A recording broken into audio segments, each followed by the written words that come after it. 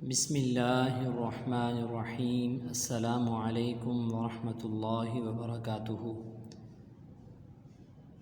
عزیز طلباء، اللہ کی ذات سے امید ہے آپ سب خیر و عافیت سے ہوں گے۔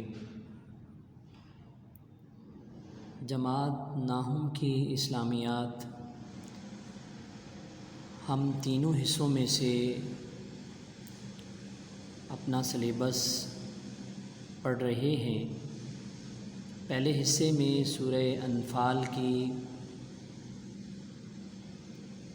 آیات میں سے ہم تقریباً 4 رکوع پڑھ چکے ہیں، یعنی الدرس الاول مکمل اور الدرس الثانی الف۔ پھر احادیث مبارکہ میں سے 4 حدیثیں پڑھ چکے ہیں اور موضوعاتی مطالعہ میں سے 2 موضوعاتی مطالعہ ہم پڑھ چکے ہیں۔ آج ہم انشاءاللہ تعالی حدیث نمبر 5 پڑھیں گے۔ اس حدیث مبارکہ کو پڑھنے کے لیے ہمیں کتاب کی طرف آنا ہوگا۔ حدیث نمبر 5 ہے۔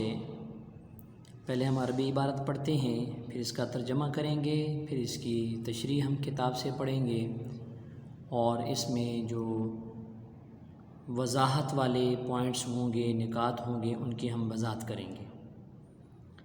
لا یؤمن احدکم حتی یکون ہواہ تبعا لما جئت بہ۔ دوبارہ، لا یؤمن احدکم حتی یکون ہواہ تبعا لما جئت بہ۔ ترجمہ، تم میں سے کوئی شخص مومن نہیں ہو سکتا جب تک کہ اس کی خواہش اس تعلیم کے مطابق نہ ہو جائے جو میں لایا ہوں۔ دوبارہ ترجمہ دیکھیں، لا یؤمن احدکم، نہیں ہو سکتا تم میں سے کوئی ایک مومن، حتیٰ یہاں تک کہ یکون ہو جائے، ہواہ اس کی خواہشات، تابعاً تابع، لما اس کے، جئت بہ جس کو میں لے کر آیا ہوں یا جس کے ساتھ میں آیا ہوں۔ یعنی تم میں سے کوئی شخص اس وقت تک کامل ایمان والا نہیں ہو سکتا جب تک اس کی تمام تر خواہشات میری لائی ہوئی تعلیمات کے تابع نہ ہو جائیں۔ اب تشریح آپ دیکھیں کتاب والے نے کیا لکھی ہے۔ انسان کی فطرت میں نیکی یا بدی دونوں کا شعور رکھا گیا ہے، اس لیے اسے چاہیے کہ وہ ارادہ و اختیار کے باوجود برائی یا گناہ کے کاموں سے اجتناب کرے۔ دوسرا یہ کہ اپنے جذبات، احساسات اور خیالات کو اللہ کے رسول صلی اللہ علیہ وسلم کی مرضی کے مطابق ڈھال لے۔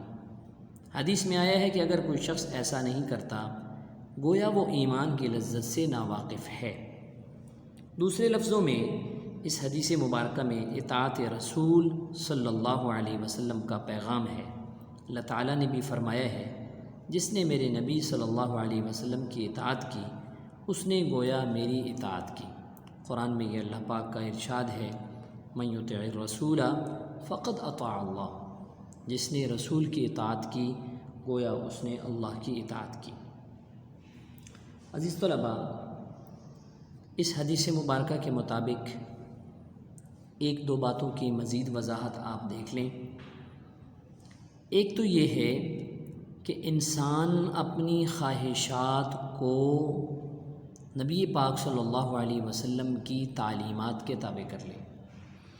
عزیز طلباء، انسان کے 2 بڑے دشمن ہیں اور دونوں دیکھنے میں نظر نہیں آتے۔ ایک دشمن اس کا شیطان ہے اور دوسرا دشمن اس کا نفس ہے، اور انتہائی خطرناک دشمن وہ ہوتا ہے جو انسان کو دیکھنے میں نظر نہیں آتا، چپکے سے اس پر وار کرتا ہے۔ تو اسی طرح یہ نفس اور شیطان، یہ دونوں بہت بڑے دشمن ہیں۔ تو اس حدیث مبارکہ میں اللہ کے رسول صلی اللہ علیہ وسلم نے فرمایا کہ اپنی خواہشات نفس کو اس تعلیم کے تابع کر لے جو اللہ کے رسول صلی اللہ علیہ وسلم لے کر آئے ہیں، تو اس شخص کا ایمان کامل و مکمل ہوگا۔ اپنی نفس کی پرواہ نہ کرے کہ نفس کیا کہہ رہا ہے، بلکہ ہر لمحے، ہر آن، ہر گھڑی اللہ اور اس کے رسول صلی اللہ علیہ وسلم کے حکموں کو دیکھے اور ان کو اپنی ذاتی خواہشات پر اور اپنی مرضیات پر ان کو ترجیح دے۔ قرآن میں ایک مقام پر اللہ رب الجلال فرماتے ہیں، کیا آپ نے اس شخص کو نہیں دیکھا، ارأیت من اتخذ الہہ ہوا، جس نے اپنی خواہشات نفس کو اپنا معبود بنا لیا، اپنا رب بنا لیا، یعنی ہر بات اپنی نفس کی مانتا ہے اور وہ سیدھے راستے سے بھٹک چکا، گمراہ ہو گیا، جو اپنے نفس کے پیچھے چل پڑا۔ اور ایک مقام پر اللہ قرآن میں فرماتے ہیں، وَمَنْ أَضَلُّ مِمَّنِ اتَّبَعَ هَوَاهُ، اس سے بڑا گمراہ کون ہے جس نے اپنے خواہشات نفس کی اتباع کی، اللہ کی طرف سے جو ہدایت آئی اس کو چھوڑ دیا، جو رہنمائی آئی اس کو چھوڑ دیا، اپنی خواہشات نفس کے پیچھے لگا ہوا ہے۔ تو ایک تو یہ بہت بڑا پیغام ہے ہمارے لیے اس حدیث مبارکہ میں کہ انسان کا ایمان کامل اس وقت تک نہیں ہو سکتا جب تک وہ اپنی خواہشات نفس کو بھی اللہ کے رسول صلی اللہ علیہ وسلم کی تعلیمات کے تابع نہ کر لے۔ اور حضور نبی کریم صلی اللہ علیہ وسلم کی اتباع، آپ کی اطاعت، یہ ہم پر بہت ضروری ہے۔ آپ موضوعاتی مطالعہ نمبر 2 میں بھی آپ اطاعت رسول کی اہمیت کے حوالے سے اب تفصیلاً پڑھ چکے ہیں۔ قرآن میں اللہ رب الجلال فرماتے ہیں کہ وما آتاکم الرسول فخذوہ وما نہاکم عنہ فانتہوا، جو اللہ کے رسول آپ کو حکم دیں اسے مان لو اور جس سے روکیں اس سے باز آ جاؤ، یہی ایمان ہے۔ اور اسی طرح ایک مقام پر اللہ فرماتے ہیں کہ اللہ اور اس کا رسول کسی معاملے میں کوئی فیصلہ فرما دیں تو ایمان والے کو پھر اپنا کوئی ذاتی اختیار نہیں رہ جاتا، ایمان والے کے لیے کوئی اپنا ذاتی اختیار نہیں رہ جاتا، بلکہ ایمان والا شخص اللہ اور اس کے رسول کے حکم کے 100% تابع ہے۔ تو عزیز طلباء، مومن تو وہی ہے جس کی اپنی مرضی ختم ہو جائے اور اللہ اور اس کے رسول کی مرضی کے مطابق چلنے والا۔ تو آج کی حدیث مبارکہ ہمیں یہی پیغام دے رہی ہے کہ اس وقت تک تم میں سے کوئی شخص ایمان والا نہیں ہو سکتا جب تک کہ اپنی خواہشات کو اس دین کے تابع نہ کر لے جو میں لے کر آیا ہوں۔ تو عزیز طلباء، یہ حدیث مبارکہ ایک تو ہمارے سلیبس کا حصہ ہے اور ایک سوال ہے، 3 نمبر کا سوال ہے، 1 نمبر کا ترجمہ ہوتا ہے، 2 نمبر کی تشریح ہوتی ہے۔ ایک تو آپ نے اس کو اپنے سلیبس کا حصہ سمجھ کر سوال کے طور پر اس کو یاد بھی کرنا ہے، نوٹس سے بھی آپ استفادہ کر سکتے ہیں۔